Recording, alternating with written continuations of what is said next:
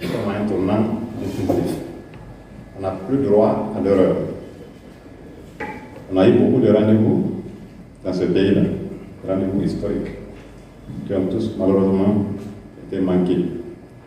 Cette fois-ci, il s'agit pour nous que cette fois-ci, que nous rassurons que ce pays-là amorce enfin son développement économique. Et les mines, pour cela, doivent jouer pleinement leur rôle. La feuille de route que son Excellence Monsieur le Président de la République m'a dédiée est très claire. Il dit que, rassure-toi, que les mines jouent leur rôle de levier dans le développement économique de notre nation.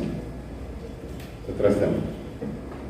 Donc, on ne peut pas commencer l'exercice de notre fonction sans pour autant rencontrer vous, nos partenaires directs.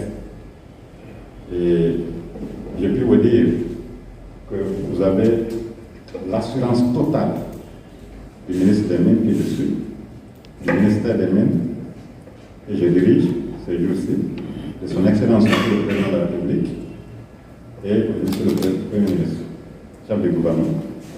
Nous sommes là à travailler avec vous, à vous accompagner. Et comme M.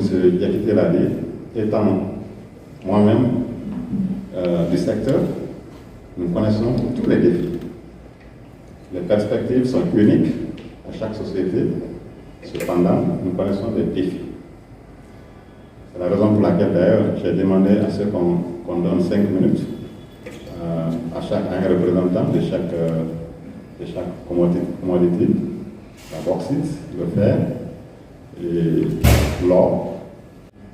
D'entrée de jeu, je vous garantis que les problèmes guinéens en matière de mines, les différences qu'il y en a entre l'État guinéen et un partenaire, ne se résoudront pas à une cour de justice. On va s'asseoir autour d'une table ronde. Nous connaissons les problèmes guinéens, nous allons les discuter ensemble entre professionnels, parce que c'est un partenariat gagnant-gagnant. Là où la société minière gagne, la République de Guinée gagne là. Il n'y a pas d'espace vide entre là où la société gagne et là où la République de Guinée gagne. Donc soyez rassurés que les avocats n'auront pas d'argent avec nous. Nous vous inviterons, nous réglerons nos problèmes. Les lois guinéennes sont très claires, doivent être respectées. La stratégie minière que nous sommes en train de développer est très claire, elle vous sera communiquée dès que fini. Vos responsabilités sont connues et doivent être exécutées. Donc, toute chose, s'il y en a des différents, n'ayez aucune réserve, nous allons les résoudre autour d'une table ronde. C'est l'engagement que le chef de l'État a pour les miniers. Nous vous rassurons de cela.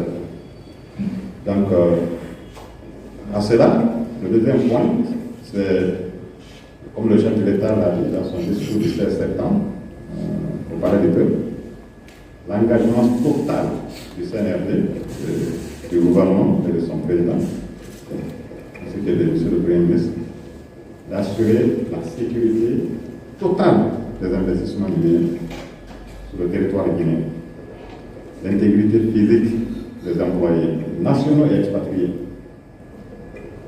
sera là et respectée. C'est le deuxième engagement. Donc, hier, j'ai eu une réunion spéciale avec M. le ministre de l'administration du territoire. Les gouverneurs sont informés, les préfets sont informés pour cela. Les miniers doivent être protégés. Les investissements miniers doivent être respectés. Ceci doit être très clair. Là, c'est encore la responsabilité et l'engagement de la partie État. À cela, les accords, tous les accords, toutes les conventions de base, tous les protocoles antérieurs au 5 septembre restent en vigueur et respectés pleinement. Les négociations, bien naturellement, au cas par cas, s'il y en a, seront amorcées. Et s'il y en a, bien naturellement, le titulaire de ce permis sera contacté. Et encore une fois, nous allons nous asseoir pour négocier. Et nous trouverons un point d'entente. Parce que, encore une fois, nous sommes tous des spécialistes des mines, nous connaissons les problèmes miniers. Nous savons, nous avons tous travaillé sur les 5 continents, nous savons comment ça se passe ailleurs. Les 5 continents sont réunis ici et nous connaissons comment ça se passe dans tous les autres pays du monde. La Guinée ne sera pas de côté. Nous voulons devenir la destination de prédilection des investissements miniers. Et pour cela, il faut un cadre réglementaire très incitatif.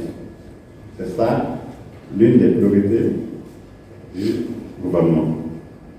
Et notre stratégie minière doit consister à clairement étaler cela. La bonne gouvernance, bien naturellement, sera là. Nous garantissons que la corruption est enterrée dans le secteur minier. La corruption est enterrée dans le secteur minier depuis le 5 septembre 2021. La bureaucratie, la léthargie dans les procédures d'application sur les permis sont enterrées. Les services compétents joueront pleinement leur rôle. Encore une fois, du côté de l'État, les engagements que nous tiendrons, Inch'Allah.